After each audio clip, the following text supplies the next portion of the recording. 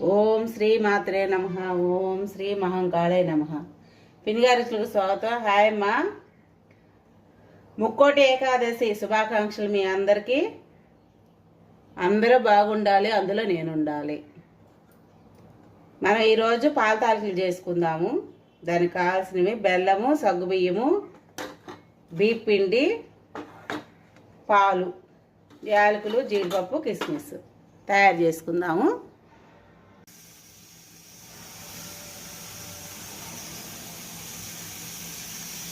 ఒక విజిల్ రాగానే కట్టేసుకుందామమ్మా.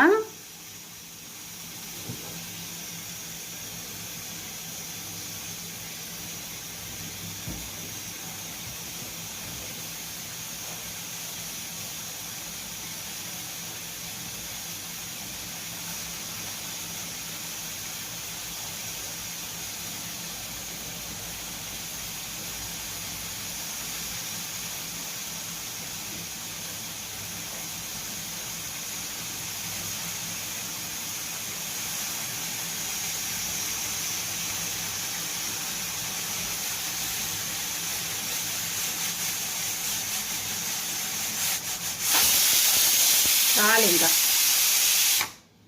ఒక్క విజిల్ చాలు. ఇది మూత వచ్చాక చేసుకుందాము. మీకు పాల తాలికలు చేసుకోవడానికి చెప్పాను కదా అన్ని వస్తువులు.